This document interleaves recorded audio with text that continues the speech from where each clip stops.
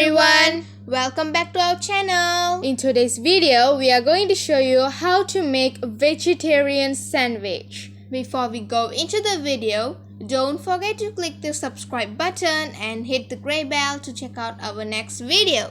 Give a big thumbs up and comment down below if you like to watch more videos. And also follow us on Instagram, Facebook, and Pinterest. You also can watch our previous video, link in the description box below, and you also can check out the card above. So let's get started into the video.